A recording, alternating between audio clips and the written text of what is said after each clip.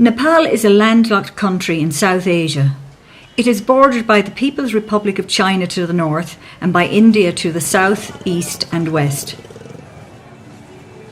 The Himalaya mountain range runs across Nepal's northern and western parts, and 8 of the world's 10 highest mountains, including the highest, Mount Everest, lie within its borders. Kathmandu is the capital and the largest city of Nepal. The city is situated in Kathmandu Valley, which also contains 2 other cities, Patan and Bhaktapur. The city stands at an elevation of approximately 1,370 metres and is inhabited by about 700,000 people. Kathmandu is the most developed city in Nepal. This particular area, best known as Kathmandu Durbar Square, lies in the heart of the city.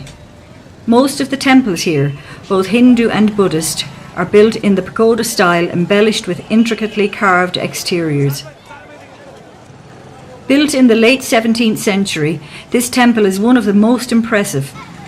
Its 9-step brick base gives it the size which dominates the skyline of the square. The wooden doorways, pillars, windows and struts are beautifully carved. There are images of Hindu deities both inside and outside the shrine. The palace complex was the royal Nepalese residence until the 19th century and is the site of important ceremonies, such as the coronation of the Nepalese monarch. The palace is decorated with elaborately carved wooden windows and panels. The entire palace complex here is named after a monkey god called Hanuman. One can see a huge stone statue of Hanuman painted all red right next to the main entrance of the palace. Hanuman here is regarded as a powerful protector of the entire Durbar Square. Hanuman Palace complex consists of a huge royal square, imposing a tremendous variety of temples dedicated to different Hindu gods and goddesses. Most of the buildings we see here date from the 15th to the 18th century. This huge stone image of Bhairav represents deity Shiva in his destructive manifestation. It is undated, but was set in its current location by King Pratap Malla after it was found in a field north of the city. This is the most famous Bhairav, and it was used by the government as a place for people to swear the truth. Though decreased from its original size and attractiveness from its earlier 17th century architecture, the Kathmandu Durbar Square still displays an ancient surrounding that spans around 5 acres of land. It has palaces, temples, quadrangles, courtyards, ponds, and images that were brought together over 3 centuries. The Durbar Square, protected as a UNESCO World Heritage Site, is the social, religious and urban focal point of the city. It is also a busy trading area, with taxis, fruit sellers, rickshaw drivers, tourist guides and souvenir sellers all waiting for business.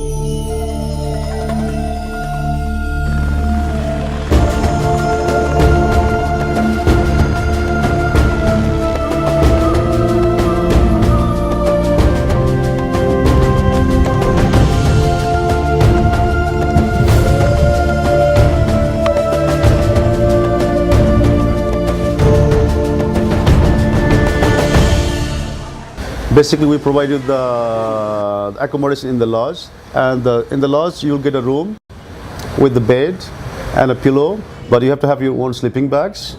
But it's still some of the lodges, they have, you have a common bathrooms you have to share with other peoples, and there's some guest houses the hot showers are available, but sometimes you have to pay additional. And the food, basically you will eat as per the menu, whatever they have a menu in the tea houses, so you will eat as per the menu. And during the trek, yes, you can drink as much water you can, because it will help you to avoid the altitude sickness, and also it's good for you for rehydrations. But mineral water is terribly expensive, so try to get the boiled water or some other water with some the water pills. So you should not compete with the other people, but you should have your own rhythm. And as long as you have a willing power that you can do it, you will do it.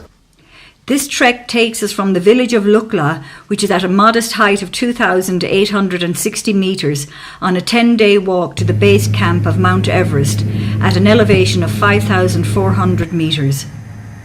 The journey begins with a 40-minute flight from Kathmandu to Lukla. For many people, this will be the smallest plane they have ever travelled on, and an exciting start to the journey. This flight takes us to the Khumbu region of Nepal. The planes flying to Lukla from Kathmandu have no radar system on board, so they cannot take off until they are told that the weather conditions are suitable where we will be landing. Because of this, long delays occur regularly. Lining the streets of Lukla, it is common to see porters offering their services, but most people visiting the area would have these organised by now. Considering the remote location, the village and the skies above it can be surprisingly busy. In between the planes carrying tourists, you can see army and rescue helicopters at the airport. Lukla has a variety of shops and lodges where one can have basic Western-style meals and pick up any last-minute items for trekking or climbing ahead. There are many restaurants in Lukla, so you can have a meal before you begin the first day's trekking. A typical menu in Lukla will have a large variety of foods like fried rice, noodles, soup, pizza, momos, breakfast cereals, hot and cold drinks, and most junk foods you can get at home. People usually try to avoid eating meat from here onwards, as there is no cold storage and the possibility of a sick stomach is very high. The journey from Lukla to Pakding should take between 2 to 3 hours, going at a slow and steady pace. The trail starts with a gentle climb up the mountainside on the left bank of the Dukosi River, which provides a lovely view for most of today's walking. There is a well-worn path with steps leading you both upwards and down, but by the time you reach Pakding, you will be almost 200 metres lower than you were at Lukla. There is a large amount of accommodation available at Pakding. The Namaste Lodge is a 3-storey building with a large dining room, a full bar and restaurant, and a cyber cafe. The quality is very basic. The rooms come with a bed, a mattress and one pillow. There are no electrical sockets and toilets are shared. Today's trekking will take somewhere between 5 and 6 hours depending on your fitness level. The journey from Pakding starts off very easy, following the Dukosi River valley below, and above and all around you are surrounded by rhododendron forests. There are several small villages along the way to stop for some food or drinks, like this one in Monjo. As you leave Monjo in the direction of Namche, you enter what is known as the Sagarmatha National Park. To enter, you have to buy a ticket and fill out a form. You will need to show your passport here and provide a passport-sized photograph. Several times you will have to use the suspension bridges to cross the Dukosi River. Locals have decorated the sides of the bridges with prayer flags, although there is no need for prayers, as the bridges are all made of steel and feel very secure. On the far side of this bridge is a village known as Jorsale. There are no shops after this village, and it is advised to stock up on water and food. A short walk past Jorsale, there is a suspension bridge to cross, and after this the trek gets surprisingly difficult. The walk to Namche is very steep and continually upwards. There is no level or downward walking. This section of the walk may take 2 or more hours. People of average fitness may find that they can walk for several minutes only, and then need to take a short break to catch their breath. At this altitude, your body will notice the lack of oxygen in the air, It will be especially noticed if you attempt things like running up a stairs or exert your body in any way. As you reach Namche, you have to pass a police checkpoint. Here they will ask to see the ticket you purchased at the entrance to the Sagarmatha National Park. Namche Bazaar is the most important town in the Khumbu region, the land of the Sherpa people. This town is located at 3,440 metres above sea level. After the difficulty of the last day, you will feel the rest day at Namche is well deserved, but the idea behind the rest or acclimatisation day is to climb high during the day and then sleep lower. This will help your body adjust to the altitude more easily. The most common walk to take on the rest day is to the Everest View Hotel. From here on a clear day there are spectacular views of Everest. This walk should only take around 2 hours, leaving you plenty of time to explore Namche Bazaar. A market takes place every morning in the town centre. Many traders come from Tibet to trade here, on the far side of the Himalayas.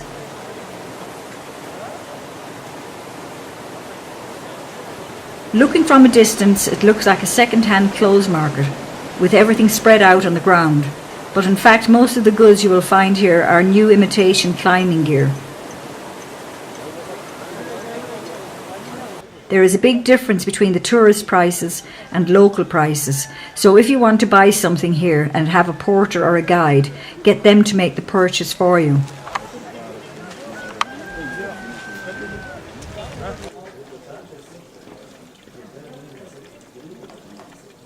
Almost anything you might need for the trek ahead can be bought on the streets of Namche Bazaar. Items like down jackets, sleeping bags, shoes, socks, gloves, scarves, suntan cream, lip balm, tissue paper, maps and water.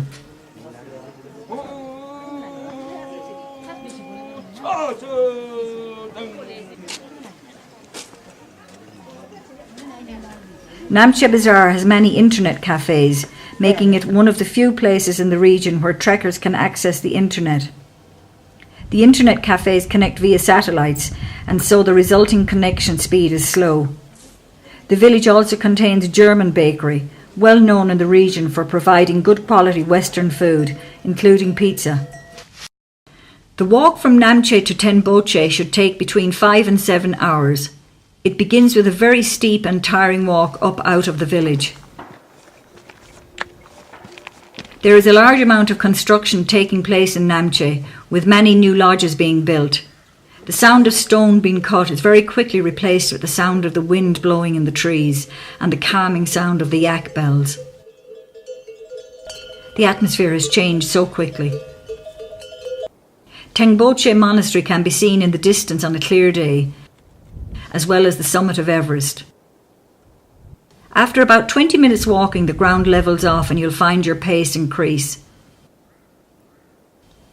After an hour or two of level, easy trekking, you have to walk downhill, losing much of the altitude you gained over the last day, so you can use this old bridge to cross the river.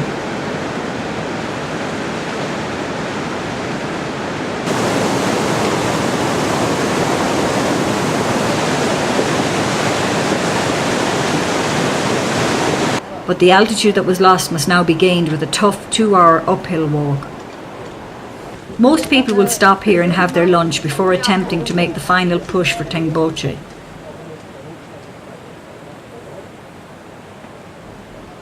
The price of a bottle of soft drinks here might be 50% higher than it was in Lukla, although meals like rice, soup and bread will be mostly the same.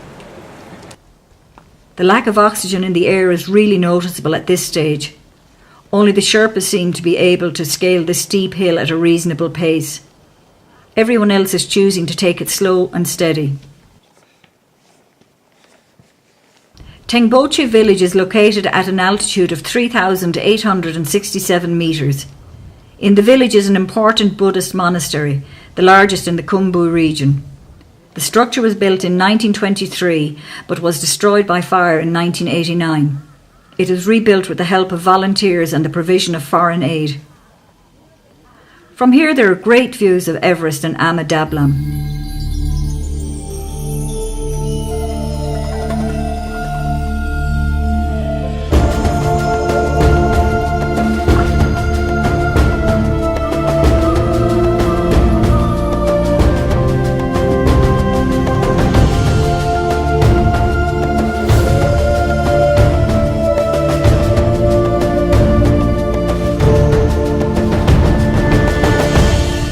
All the traffic heading towards Everest passes through the centre of Tengboche, so it's a great place to relax and watch all the yaks, porters and trekkers go about their business.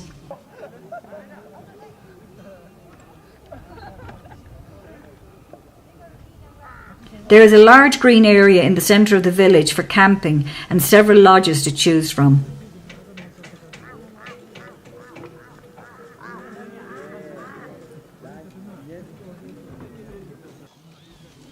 There is an internet cafe here, but the electricity supply does not always work.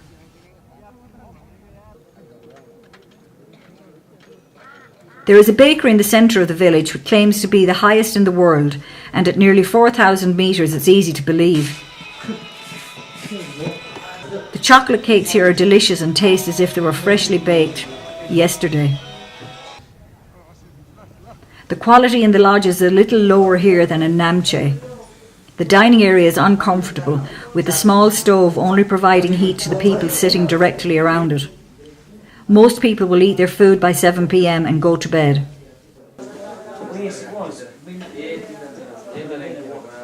The walk from Tengboche to Dingboche starts off gently sloping downhill, but shortly after crossing the river, we head uphill and spend most of the day walking along the river valley.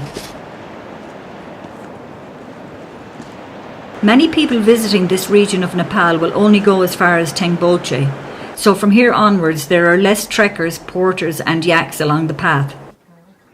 There are some lovely family-run tea houses to stop in along the way, serving up tasty drinks like hot lemon or yak milk tea.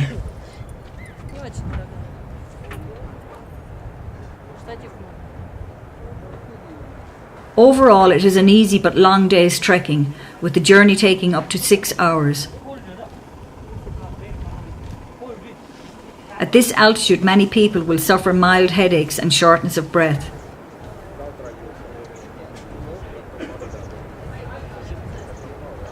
The village of Dingboche is located in the Chokhung Valley at an altitude of 4,530 metres. Trekkers will usually spend 2 nights in Dingboche for acclimatisation purposes. The village relies heavily on tourists, with lodges and tenting areas comprising most of Dingboche. The Imja River flows directly east of the village. Most people choose to spend the rest day hanging around the village. There is a bar here with a pool table. Expensive internet cafe and satellite phones are available at a high price if you feel like phoning home.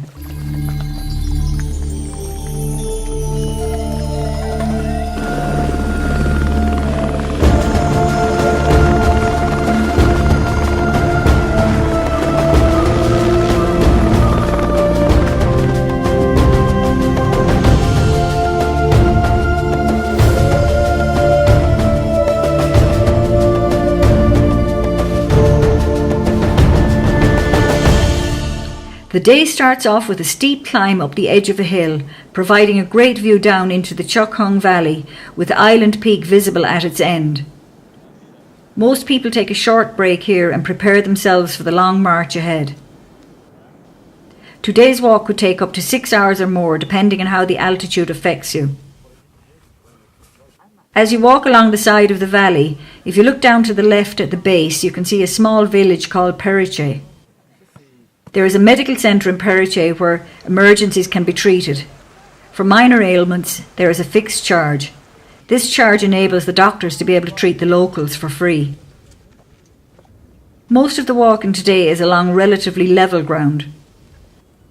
There are a few signs of civilization along this route, so if you need to refresh with a drink or some food, do so at the nearest available shop.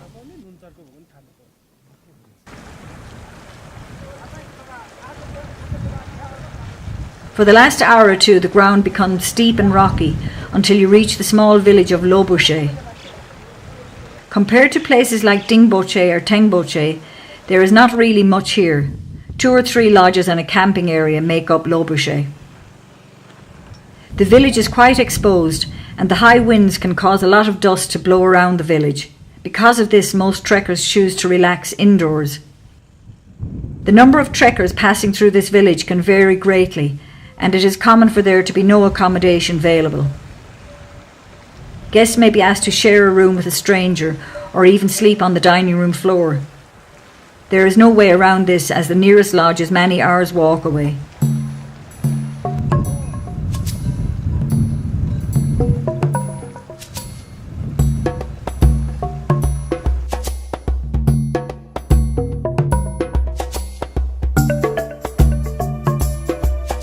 Today we have to walk for a little over 5 kilometres. It does not sound like much, but at this altitude it may take anywhere up to 5 or even 6 hours. There is no clear path and you have to walk over loose rocks, which add to the difficulty. The small village of Gorak Shep is actually the original base camp for climbers heading towards the summit of Everest. The small village is located at the base of a peak called Kala Pathar, which appears as a big brown bump below the impressive south face of Pommery. Many trekkers in the region of Mount Everest will attempt to summit Kala Pathar, since it provides the most accessible point to view Mount Everest from base camp to peak. Due to the structure of Everest, the peak cannot be seen from base camp.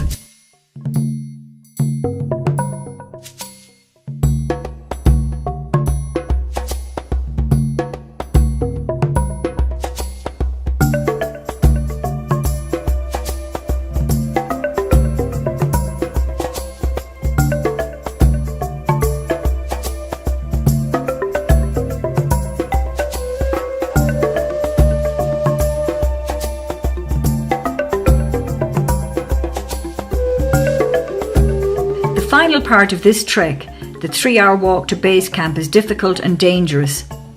There are several crashed helicopters in the base camp region.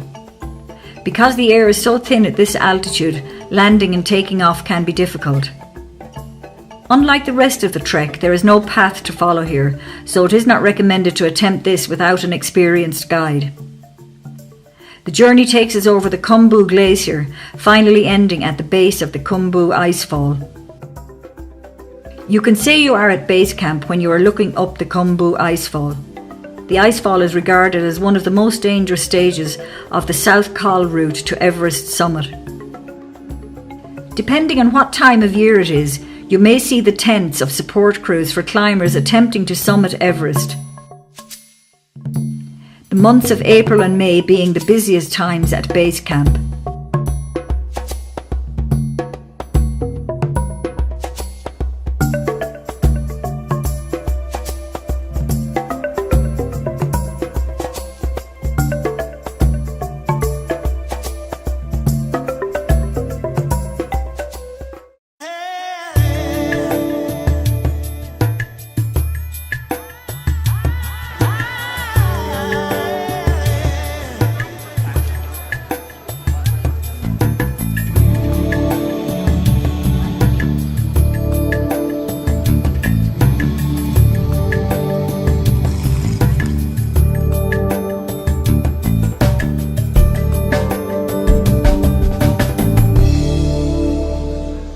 Actually, we are right now biggest World Heritage Movement, and this is the place. The name is Pashupatinath. We call that's opposite of the me. There is Golden Temple, and that's the temple name is Pashupatinath. That means it's holy animal place. That's why around here you can see, if you go after, you can see the monkey, cow, dog, snake, rat, tiger, lions, deer, and ox. Those are 9 animals not allowed to kill, because those are transportation of our Hindu god as Ganeshes.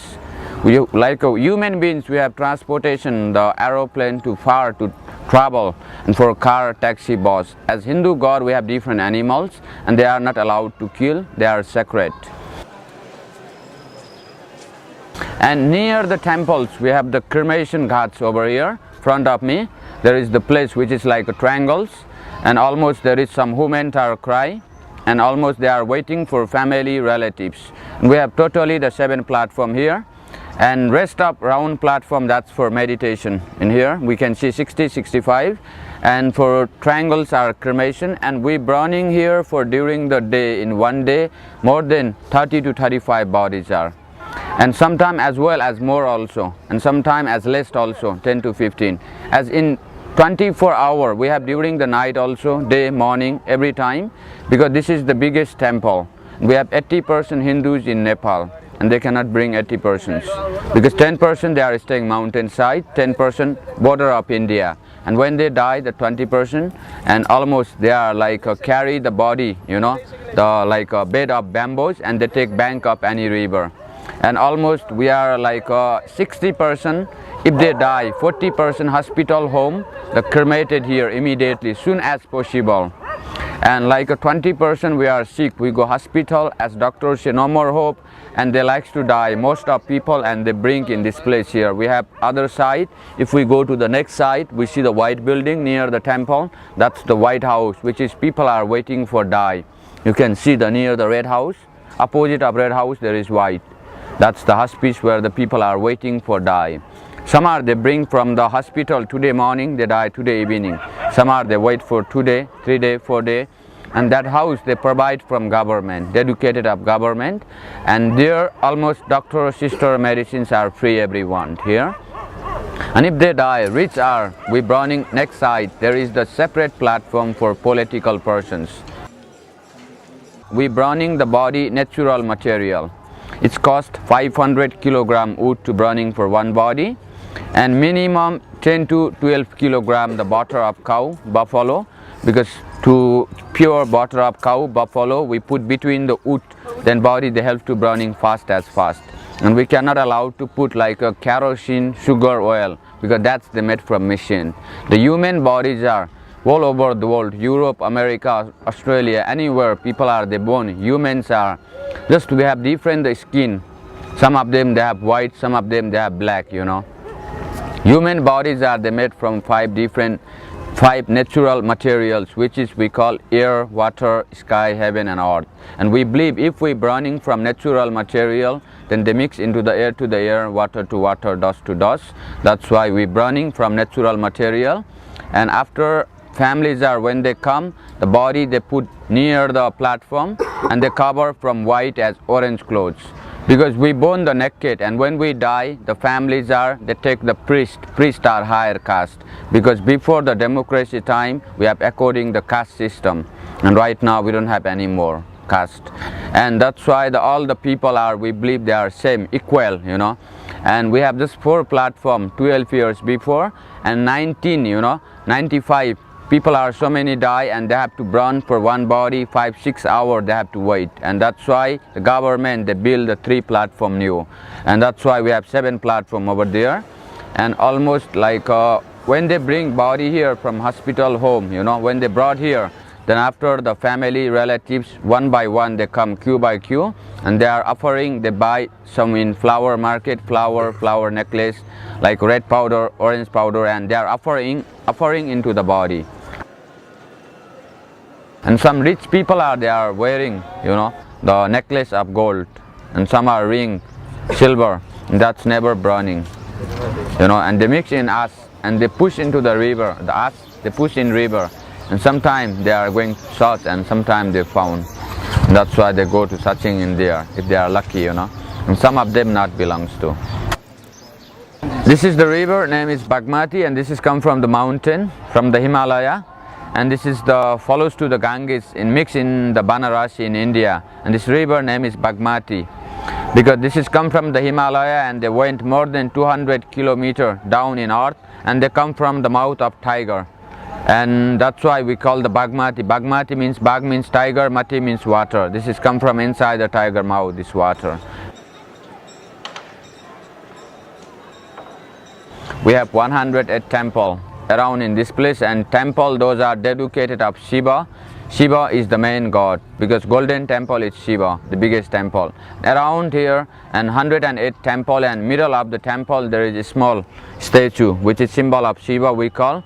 And inside the statue they are worship from the like a red color, yellow color, flower. Every day morning 5 to 6 o'clock, priests they go inside, they worship from red color, yellow color, incense, candle. That time they ring the bell. We have big bell also, more than 300-400 years old bell. Some are like 100 to 500 years old temples are. Because 108 temple, there was not built the one king, there was built the 108 king. Different time there was built the different kings are.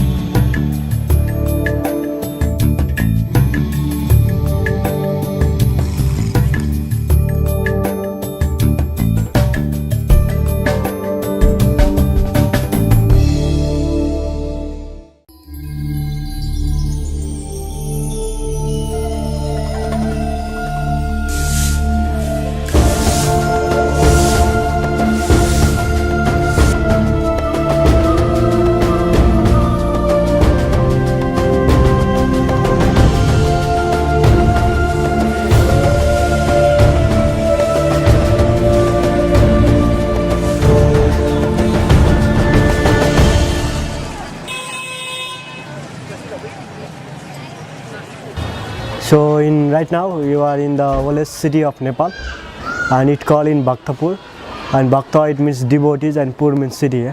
So actually until 16th to 17th century in our Nepal we have many separate kingdoms. It's a Kathmandu, Patan and Bhaktapur is the three different kingdom here. So right now you are in the Bhaktapur, and which is the 15 kilometer from Kathmandu valley. So and right now you are in the main square of this place, and it called the Darbar square, and Darbar means the royal palace and square means the area. So in this square you can find the three different architect of temple. So and first one you can find in the pagoda, and pagoda is originally from in Nepal, and second one is the Sikhara, which is Indian art, which is, you can find in southern part of India. So and third is the stupa, and stupa is the Buddhist art, and which is found in Nepal also. So in this Bhaktapur city, it is very famous for three different art and architect. So first one you can see in every temple and everywhere here we have a nice wood carving here, woodwork here. So and the people from generation to generation they are making their work as a wood carve. Still now you can see some people they are making here now. And second is the clay pot, the farmer they are making the pottery here. So and third is the painting, and which is very popular in this place, and there is one school, and you can see the 40 artists and 6 teachers from Tibet, and they are making the painting exhibition here. So and this is the three things is very popular in this city.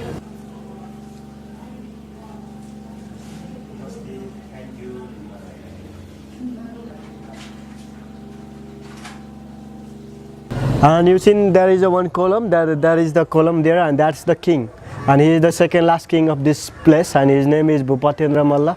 So and you have a praying statue inside of the golden gate. There is a beautiful temple here as a Kumari, and Taleju temple inside here. We'll go to look there also.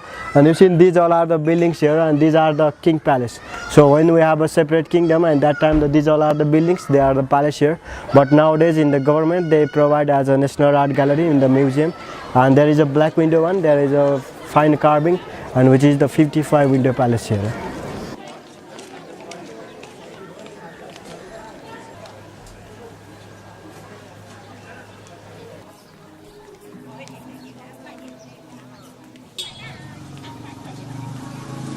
And you know actually in this pottery from generation to generation they are still making it here.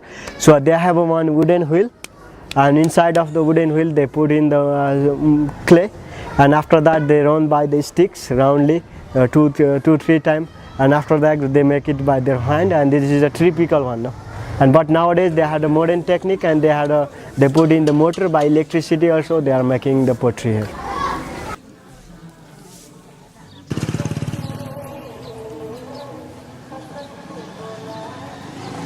Actually, when the people, this is the city, it was the old heritage UNESCO monument. So, and some of the people, when they are making the houses, build a house like this, and the municipality, they provide them for the nice woodwork, wooden door and windows for them. And mostly the people, they make some statue and the small windows and like that. And the tourists, mostly the tourists, they come here and they will buy it from them.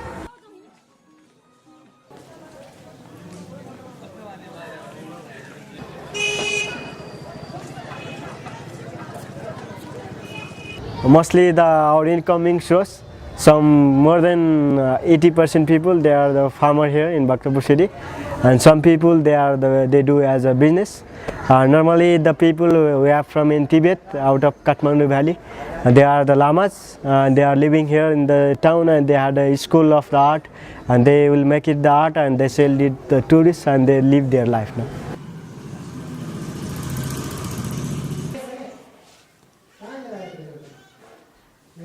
And actually the history, we have a full of history in these places, no? And you know in Nepal we have a separate kingdom. So at that time when we have separate kingdom in the Kathmandu valley, so this is the capital city of Kathmandu valley. So there is a one king and he have a 3 sons, and they all want to be the king, no?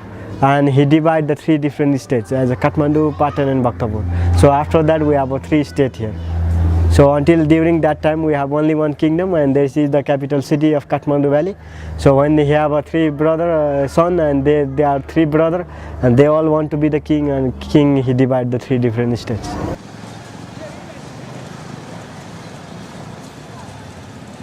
So and you can see there is a big bell every Darbar square when you go to here. Yeah, and there is a big bell, and because of that bell we don't have a communication here.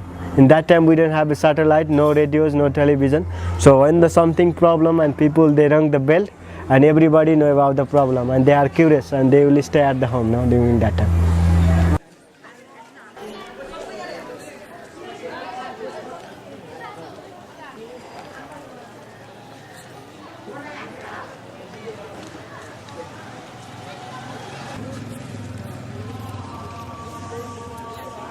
And it is altogether we have a 6.0 square kilometer in this city.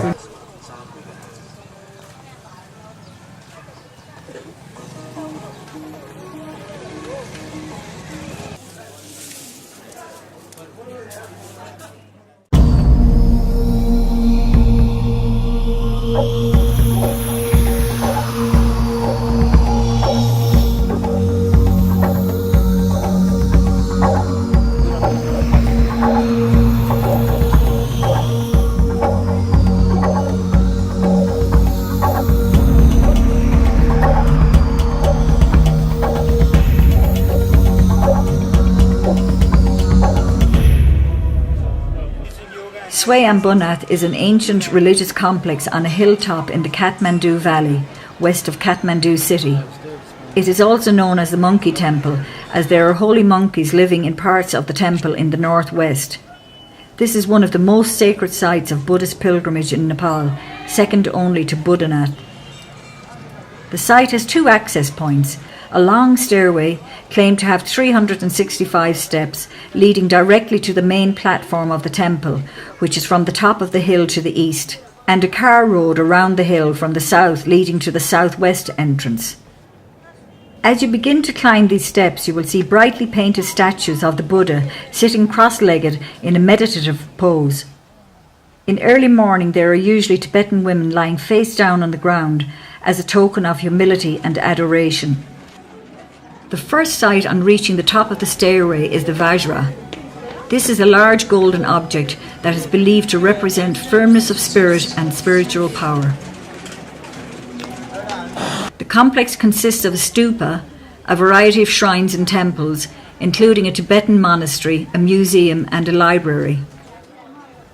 The stupa has Buddha's eyes and eyebrows painted on. Between them there is something painted which looks like a nose, but is in fact the Nepali symbol of unity. There are also shops, restaurants and hostels. On each of the four sides of the main stupa there are a pair of big eyes which represent wisdom and compassion. Above each pair of eyes is another eye, the third eye. It is said that when Buddha preaches, cosmic rays emanate from the third eye, which acts as a message to heavenly beings, so that those interested can come down to earth to listen to the Buddha.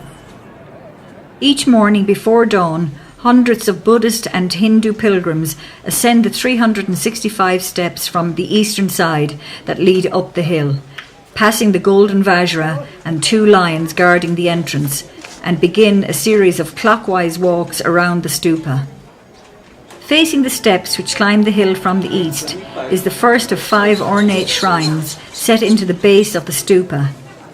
Each shrine, protected by a heavy metal gate, contains one of the Dhyani Buddhas and their consorts. The Dhyani Buddhas preceded the historic Buddha, who was born near the present-day city of Lumbini in the Terai region of Nepal.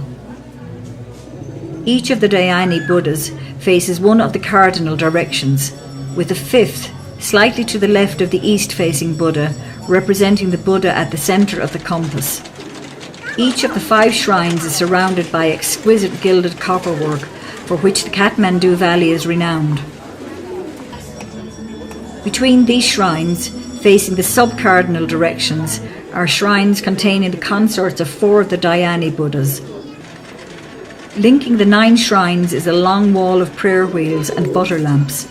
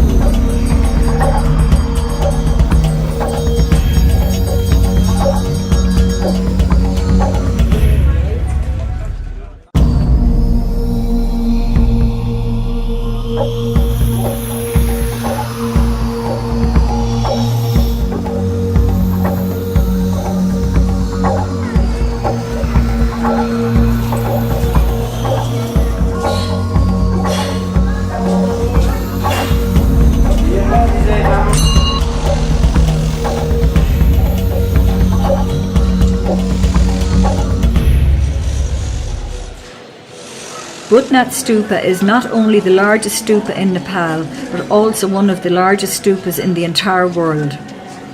For centuries, Budnath has been a centre of attraction of Tibetan Lama Buddhism in Nepal. This white pagoda that stands 36 metres on its feet falls in the way of the ancient trade route between Bihar and Tibet, and that is why it was the focal point for the caravans that passed either way. Tibetan merchants and hermits have rested and offered prayers here for many centuries. This place saw a major influx of refugees in the early 50s. It was the time when China redrew its boundaries and declared Tibet as its integral part. A mass exodus followed, and many of the refugees settled in the area around the Budnath Stupa. They established many gumpas, and the Little Tibet of Nepal was born. This Little Tibet is still the best place in the valley to observe and study the Tibetan lifestyle. Monks walk about in maroon robes with prayer wheels in their hands, and the rituals of prostration are presented to the Buddha as worshippers walk around the stupa. The second and third generations are sadly moving away from the Tibetan culture and are intermingling in the Western world. Like all other monuments in Nepal, it is very difficult to zero in on one date of construction. Nevertheless, the majority of people believe that Budnath was constructed in the 5th century. The stupa is said to entomb the remains of a Kashyap sage who is venerable both to Buddhists and Hindus.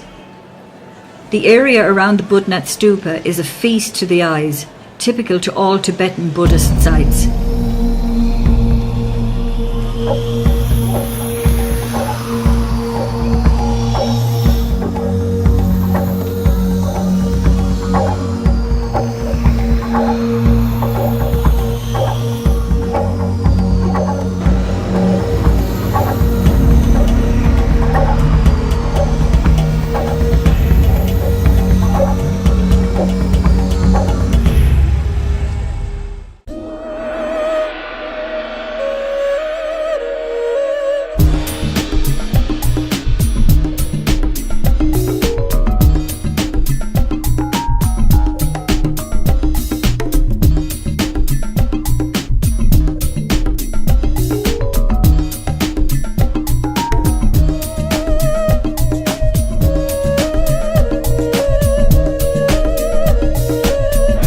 You are now in Patan Darbar Square, one of the second largest city of Nepal. It is historical city. In Nepal has 3 historical city which are Kathmandu Darbar Square, Patan Darbar Square and Bhaktapur Darbar Square. We have written history 700 years before Christ. 300 years after Christ was Kirati period. In Nepal, the Kirati dynasty, their faces were like Chinese, Korean, Japanese. They had ruled Nepal 1000 years. Particularly 250 years before Christ, one of the famous Indian emperor Ashoka came in Nepal, and he had established one pillar where the birthplace of Buddha is Lumbini. Here in Patan, 4 stupa which are indicated: east side, west side, north side, south side. So if you go from here, it takes 20 minutes. It is the evidence of first dynasty of Nepal.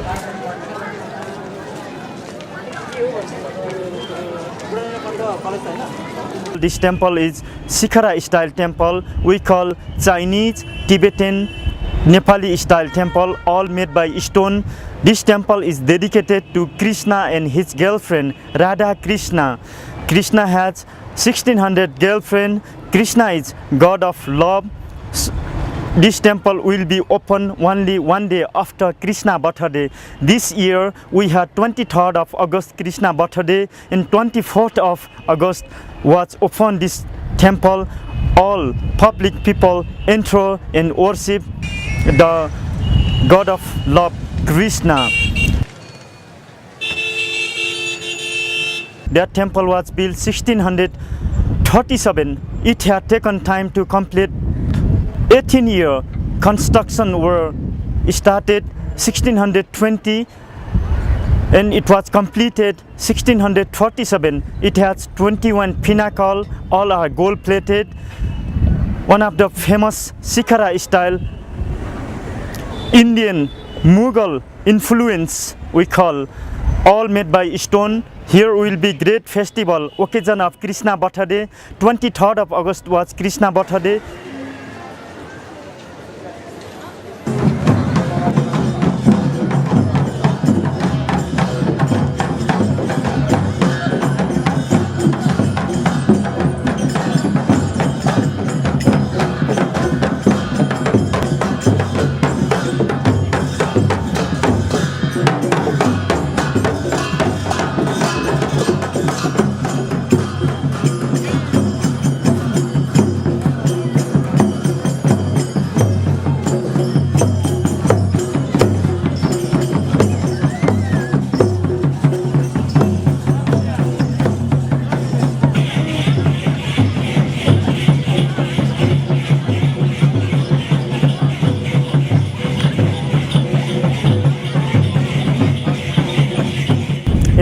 Patan is very famous for wood carving, metal carving.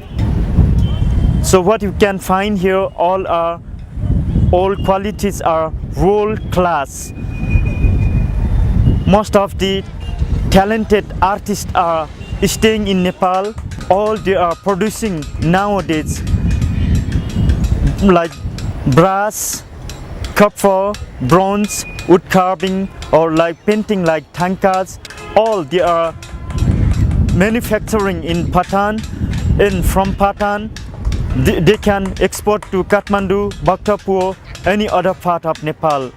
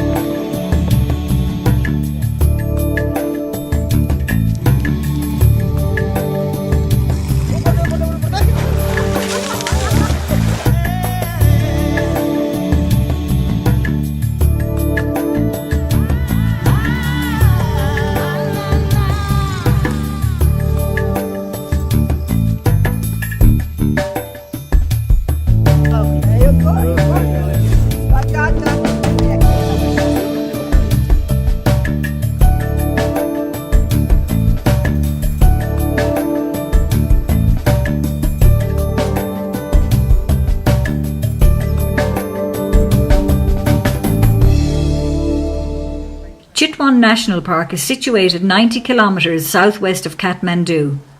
Widely acknowledged as one of the best national parks in Asia, covering a pristine area of 932 square kilometres, it is the first national park of the country. Established in 1973 to preserve a unique ecosystem of significant value to the entire world, the park is situated in the subtropical inner Terai lowlands of south-central Nepal. In the northwest section of the park is an island known as the Bandarjola, which is surrounded by the Narayani River.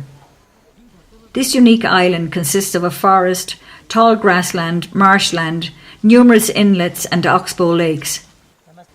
It is here that this jungle resort is located, offering the opportunities to experience the exciting life of the jungle. Visitors have ample opportunities to see a wide variety of big game and avifaunal species.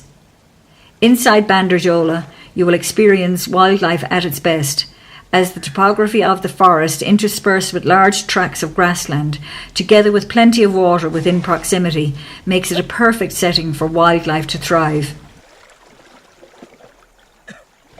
The elephants seen frequently at the park are trained and tamed. The tamed elephants are used for elephant rides as well as to carry heavy loads in Chitwan. Every day the elephants will be brought to the river for their wash. Visitors will be invited to climb on board the elephants and experience the famous elephant shower.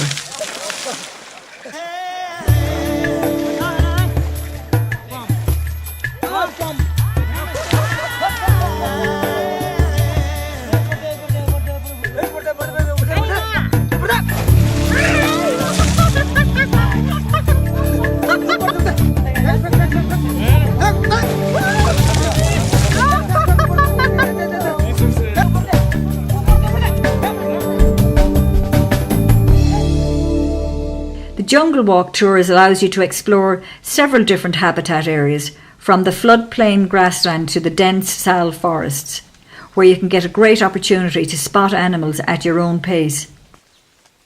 Since it disturbs the animals less to walk through the forest, you usually have a better chance for discovering wildlife. When walking through the jungle, you will also get a chance to see the different kinds of plants and herbs in the national park. While taking the tour, it is common to come across holes in the ground dug by the sloth bears. Bear? Yeah, it's a bear dig the hole especially for the termite. It's quite a fresh one. At this stage of the walk, we are surrounded by 3 bears, which can be a frightening experience as the guides are armed only with wooden sticks.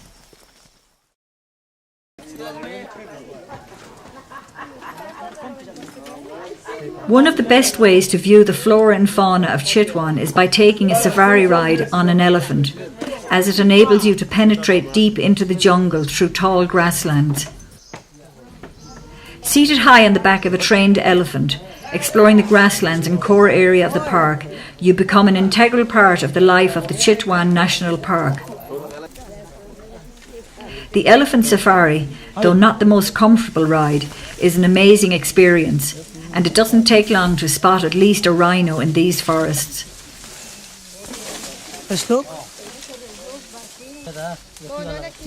The park is home to the great one-horned Indian rhino, the world's 3rd largest land mammal.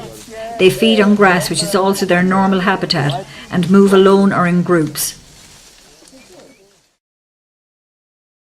A dugout canoe ride over the shallow rapids of the Rapti River, flowing through wide grassland, gives you the opportunity to view exotic species of birds. Crocodiles can be seen basking in the sun along the banks of the river, but always from a safe distance.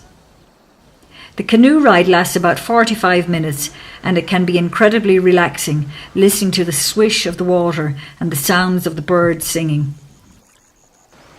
The best time to take the canoe ride is either at sunrise or sunset, when the skyline can be spectacular.